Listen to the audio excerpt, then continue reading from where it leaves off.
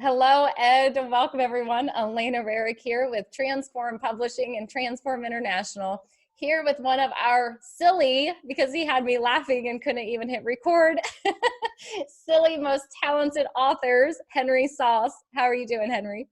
I'm doing well. How are you doing today? I am doing fantastic. Thanks for the good laughs, as always. So again, are you ready to be in the hot seat today to answer some of my questions that I know your followers and our followers really want to know the answers to? I guess so. Let's go for it. Perfect. All right, let's start from the top. What is the topic of your book, Honor Our Sons, as they can see behind me? Well, the topic really deals with growing men and helping men to become aware of how important our role is, especially as dads.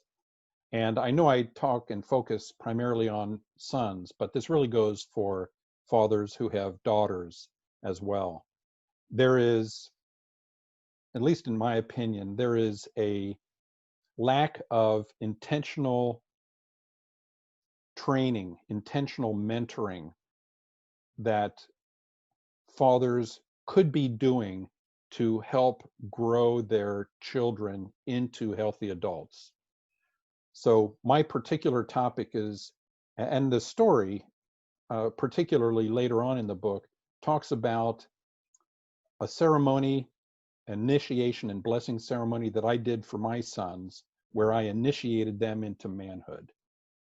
And so the topic, as I say, could be broadened to daughters as well, but it's really to encourage us as men to mark in the lives of our children that tipping point where they go from boyhood to manhood or girlhood to womanhood. I love it. And I will say that there's a few parts in the book where you talk about how we can embarrass our kids or go about things the wrong way. And you did make mention about how there are some moms who, and not all moms, I don't want to put that out there, but there are some moms who want to baby their sons and keep them young. And now that I'm not, I'm a very grow up and let's be independent type of mom. But I will say some of the things that you have mentioned in your book, of saying this to your son or doing this, I was like, oh my gosh, I do that, or I've done that. And it's really enlightening. And I actually went back and had a talk with my son about how does that make you feel when I say that to you, and so it really opens up that dialogue, but it's just great content. So Yeah, I want to play off that a little yeah. bit. I've been married twice now, and my first wife, who is the mother of our sons, as our kids were growing up, there came a time when I wanted to put our kids through this ceremony to mark their this tipping point I mentioned. Prior to that tipping point, there were little mini rites of passage that I found I could really capitalize on. And so I had a conversation with my wife saying, we're going into this time of their teenage years where there are going to be these many opportunities to honor our sons as they grow. So I want you to be on board with this. And she was very willing to do that. And it would be maybe their first date, the first dance they went to, their temporary driver's license, their permanent driver's license, and talking to them about the responsibility they have now as a driver. Then it moves into more serious things. Let's talk about college. Let's talk about career. So my book is about that growth. And when I did this blessing and initiation ceremony for them, I specifically remember talking to my wife about backing away from our boys. Now, that's very different than what my mother did to me. My mother, I think, wanted to keep me small so that she didn't have to age, so that she could stay young. Because she would often say, oh, you're getting so big, you're getting so big. Well, you can't stop that process. I'm going to keep getting big. And to put that on to my kids as well, recognizing that I cannot stop the process of them growing up. So my wife and I should partner in helping them to grow into a healthy, authentic, masculine kind of manhood so that they are self-confident and compassionate and powerful, but not abusive, so that they go into adulthood feeling full and not feeling empty, having answers instead of guessing.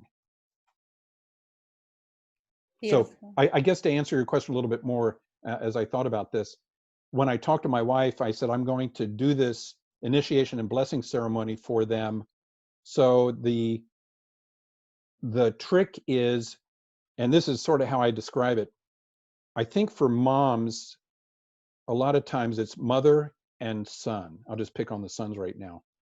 And as they grow up and they mature, if moms don't pull away a little bit and allow them to grow, and instead they stay over them like this and mother them, then there's no room for them to grow into this manhood. And oftentimes they'll pull away and they'll rebel.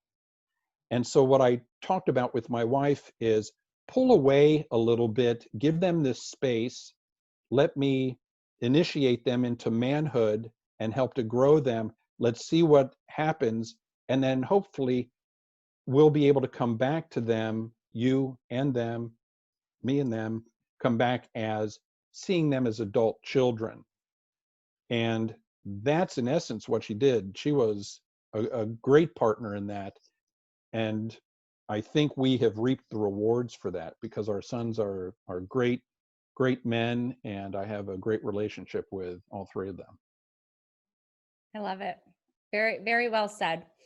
All right, next. What I don't even know if we need to answer this because you said a lot on that first one, but what made you decide to write on this topic? I mean, obviously we have the need for everything that you had just discussed and wanting to, and you mentioned wanting to capitalize or record your blessing ceremony you did with your sons. Is there any more that you can give us for that though? Well, two things. I will reiterate the fact what you just said. I wanted to record for history the blessing and ceremony that I did for my sons. I wanted to do it for them, to record it for them, to put it into book form for them and for their children. Hopefully, they will see an opportunity and the need and the desire to do something like that for their children when their kids become sort of that middle teenage uh, age. The other thing I wanted to say about that is there is a book that I read many, many years ago, I think when my kids were super small, about some fathers who surprised their kids at school. In other words, the fathers had been working for a month or two on putting together this plan. And then on one particular day, they went to their schools, individual schools, and took their sons out of school. And of course, the principal and teacher knew about this and took them to a cabin or took them camping. And they had this father-son weekend.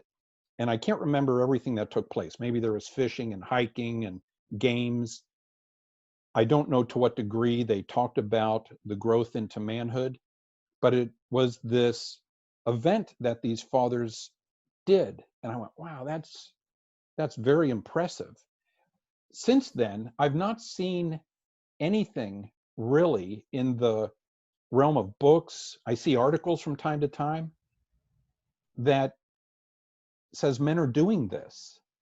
And yet I think it's a very critical part of growing up for dads to really engage and for moms to engage to a point, but also understand that there can be some difficulty in this mothering too much.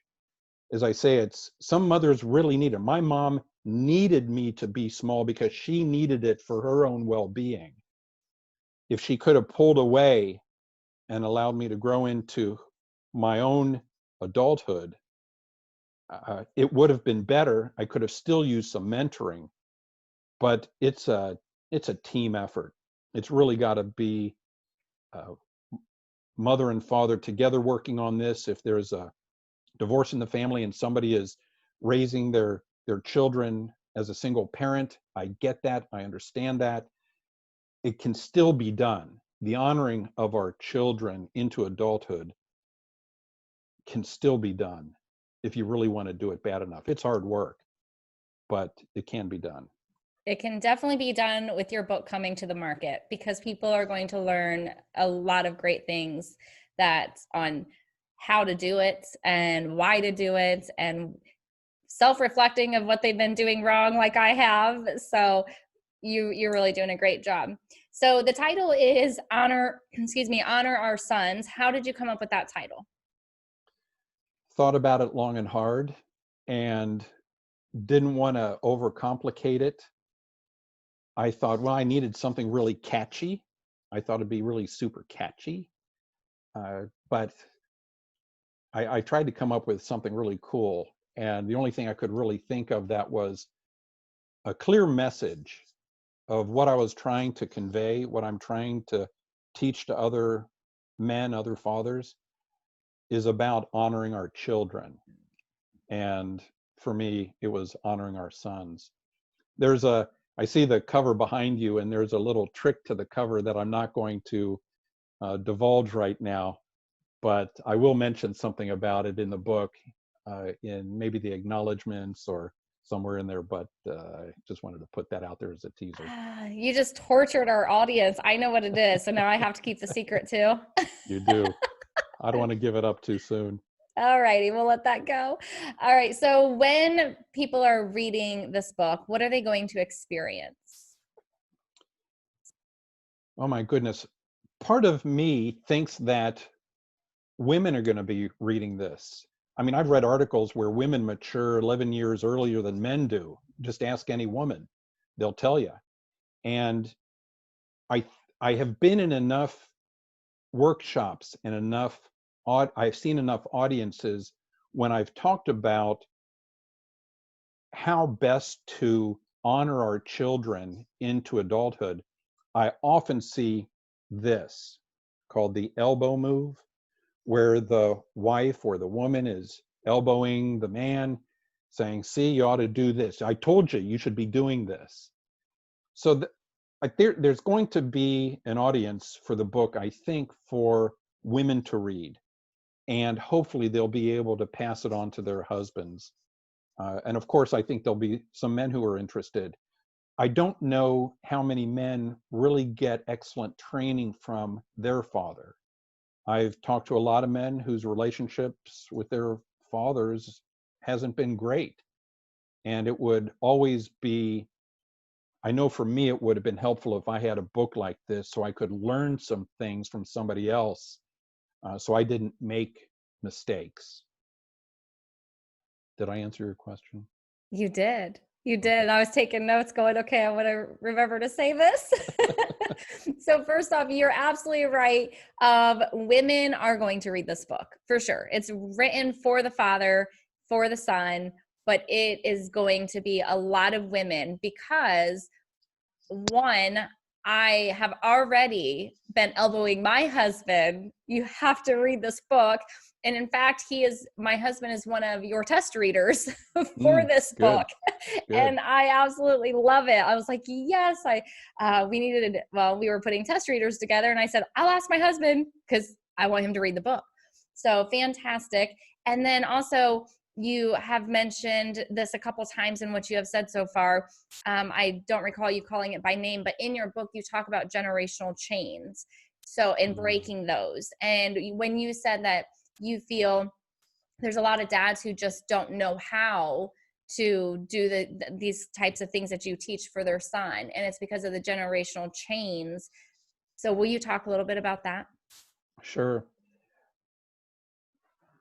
Oftentimes, well, I can say from what I've seen, from my experiences, most men don't get trained, intentionally trained by their fathers on how to be a good young man how to treat women, how to be a good employee, how to have good boundaries, how to be authentic, how to be responsible, how to be accountable, how to be transparent. I don't know of very many men who have received that kind of intentional training from their father. Most of the time, dads do what they've been taught by their dads. Oh, I've never seen my dad cry, so I don't cry. I've heard other men say, men don't cry, suck it up. Um, Sometimes society, the advertisements, things we see in media teach us not to cry and teach us how to be. We need to be macho. We need to be in charge of our women. We need to bench press the most. We need to have the best car, the best looking wife, the best job, the best title, the best income, the best house, the best boat, the best this, the best that. And it's all about me. And where did we get these messages? Some of those messages could be the 180-degree flip. I didn't feel valued from my dad. So now as an adult, I'm going to buy my value by getting all of these material things so I can feel good about who I am. When really there's still a donut size hole inside my gut that's missing something. I just don't have that self-confidence or the high self-esteem. So the generational chain breaking is about having an awareness and saying to myself, I don't have to do what my dad did. Yes, I learned from my dad, but it was subconscious. It was just simply by what I observed, but there's more to that. Just because I observed something doesn't mean I have all the answers, and I'm still guessing at a whole bunch of things, and I have questions about so much. But to for me, when I hear men say, well, that's the way my dad was, or that's the way my dad did it, so I'm doing it the same. It was good enough for him, it's good enough for me. And I say, not good. Let's take a look at this. Your kid is doing what now? Has had already some run-ins with the police, doing some drugs, doing some alcohol. What's going on with your kid? And it would be my judgment, just simply my judgment, that that son is acting out because they're missing something from their dad. And I do know that the more transparent and the more authentic and the more vulnerable I have made myself to my sons, the closer they come into me, the stronger our relationship, the more value they place in our relationship. Oftentimes, dads and sons are like this. And there is a time for that. But over the years, based on the awareness that I was able to learn, it's important for me to, just like the moms, pull away a little bit and come alongside of them so that as they grow, I can be there on the bench waiting to be called into the game of life. So that's ultimately what I want to have, is I want to have a close adult relationship with my sons. And I'm not going to do that by continually being over them as their father. Well said. Well said. All right. Final question. What are some special features that are in this book? You know them. You wrote down the list before we started recording. I know. Well, you've done something very creative. I know that Allison Blythe has been one of your clients, and she wrote a book called Misunderstood, which I read. And at the back of her book, in the latter chapters, there's a QR code, which I thought was extremely creative, because when I scanned the QR code, it went to a video of Allison talking about a particular topic. And I went, wow, that is so cool. So we are going to have some QR codes in Honor Our Sons as well. Another thing that you have done to make this more interesting, I think engaging for the reader, is you've put some questions, some very thoughtful questions at the end of most of the chapters. For me, when I was going through my process of trying to become this man inside this man's body, get rid of the boy, let most of the boy die off so the man can live. The questions that you're putting out there are ones that I wish that I'd had earlier, but ones that I had to answer at some point in time.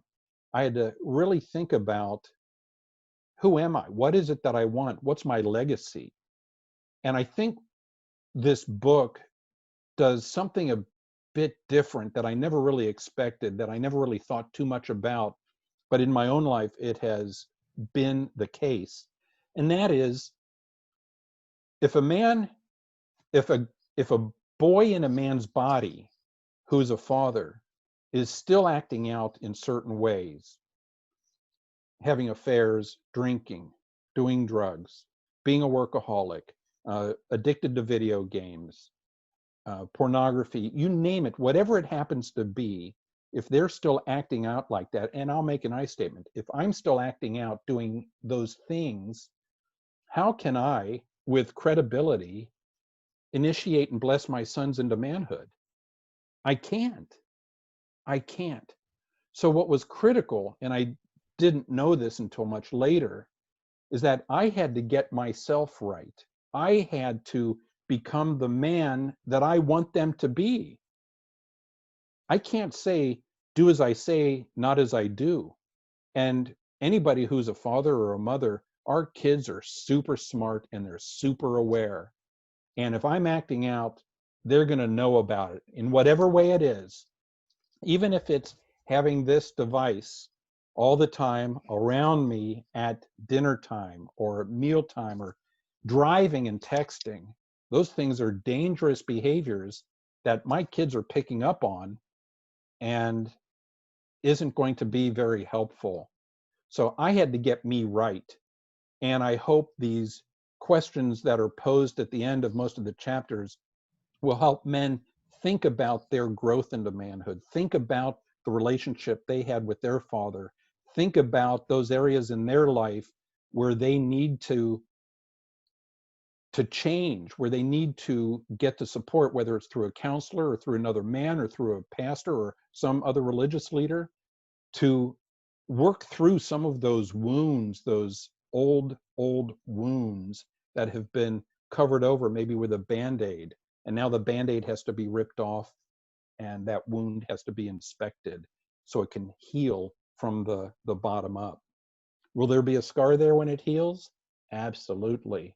And as painful as my growing up was, I'm grateful for my scars because they're a reminder to me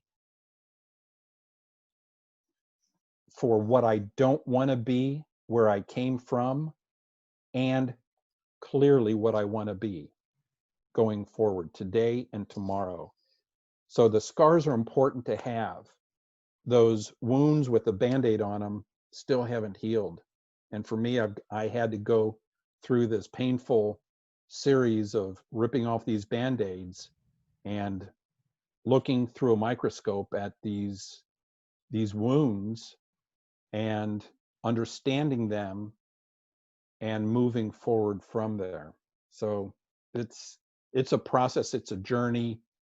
I would encourage any man who struggles or who struggles today, like maybe they think I did, because I did, uh, work, do the work. And I think I mentioned in the book someplace where for years I thought my wife was nagging me, do this, do that, do this, do this, hang up your clothes, put down your whatever it was. Back in the day, I didn't have the cell phone, but stop working so many hours. That was one of my issues. And come home to your family, come home to me. And that was eye-opening. Once I stopped getting defensive and pointing back and saying, you're just nagging me, you're just nagging me, you're just nagging me. It dawned on me that she didn't necessarily have the tools on board to communicate with me what I needed to hear. So when I opened up my ears and listened to what she had to say and thought, she has my best interest at heart, she wants me to be a decent human being, maybe I'll start hanging up my pants. Maybe I'll start cutting back my hours a bit. And all of a sudden, I stopped getting defensive and pointing back at her, but looked at her nagging as being helpful hints, trail markers for me to grow into a mature man, somebody who can take on more responsibility and should take on more responsibility. Long answer. I love it. And so at the end of each chapter, when you talk about those kind of things, then it has the questions, and it allows the reader to be able to apply what you're teaching them immediately and to start making Right. progress. Because typically when we read a book, we read the chapter and we ponder a few things that we read and we think, wow, that's good. And we might tell a friend, but we're creatures of habit. So we're just going to keep on living the way we are. And we might get one nugget or a couple nuggets throughout, and we might apply those or work towards. But having the exercises at the end of each chapter really lets them spend, I don't know if it's going to be 20 minutes or to an hour, really diving deep into themselves and starting to create change. So those are great. Now there's one more thing that you wrote on that list, Henry, that is another special feature in the back of the book. Oh, is that about what I did? Yes. Okay. So at the back of the book, see, I don't know exactly where all these things are going to fall in the book, but my original manuscript went into detail about what I did to initiate and bless my sons into manhood. Everything from the very beginning all the way through to the very end.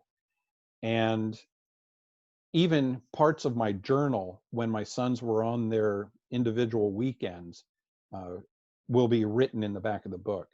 So my story of what I actually did is in the back of the book. And it doesn't mean that, uh, looking back at it, it's pretty extravagant, I think, but it doesn't mean that another father has to do that. Uh, Doing a rite of passage, honoring somebody into adulthood, doesn't have to be a big deal financially or a big deal logistically, but it has to be a big deal. And so I think that there are ways that the rite of passage and the honoring of our sons and daughters can be done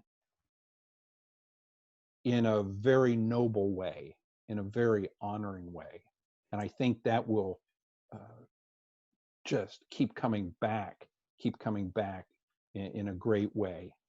I especially like in the back when you not only tell them what you did and how you did it, you give them the tools to do it themselves. So Mm. if they want to do it the same way you did it, you have, here's everything I packed. Here's everything we cooked. Here's the agenda that we followed. So you Right. really give that if they want to do exactly what you did or similar. Now, like I do love that you say, maybe the way you did it, they want to do something completely different. For example, I would now want to do something like that for my daughters, Mm. but what you did for your sons would not be as appropriate for Mhm. what I would do with my daughters. So, but it still shows me, you know, from what you did to what I need to pack. So, very cool. Right. Yeah, I don't believe in reinventing the wheel. There are forms and letters that I've written in the back that I include. I will say, tailor, when you do your initiation weekend with your daughters, tailor it to their likes, their individual likes. What is it that will really fire them up, where they walk away feeling so good about who they are now as an adult woman? Oh, That's the goal. it's going to be fabulous all day in a spa, every spa treatment. There you go. That's what my daughters would want. It's going to be very expensive. Yes, and you can do that, but I would again encourage you, make sure that you are intentional with your conversation. Right. You control the conversation about what topics you can talk about. And so while it might look like just a day in the spa, turn it into something that is so meaningful that you get to know even more about who your daughter is and who she's growing up to be. And that's also about peeling back the onion on yourself, about you being more vulnerable to her about who you are. Scary. Absolutely. Yeah, All right. scary, but fun. But Well, we're women. I mean, I'm already vulnerable. I don't know if all women are like that. I'm very vulnerable, and so I already have that set. We talk about mm, everything, and we started that young with journaling back and forth. mm, So we have that communication open. But I will say, having a daughter who's turning 17 next week, there definitely has been uh some walls built, once they hit that age, and this is new territory for me. So it'd be very good to be able to get back. So definitely love the book. Fantastic job. Super excited to see it come out. And again, if you're a woman or a man, this book is going to benefit you either way. And even if you are a father and you only have daughters, you can still take so much away from this book and apply it to your relationship with your daughter. So, Henry, thanks for being in the hot seat again today. And for people who want to reach out to you and want more help from you on how to honor their, we'll just say children, right? How can people get a hold of you? right now, it's my email address, which is honoroursons, all one word, @gmail.com. Perfect. All right. Well, Henry, I'm going to see you on the other side of this camera. And to our audience, thanks for tuning in. Get a hold of Henry, follow Henry, and have a blessed week. Thank you.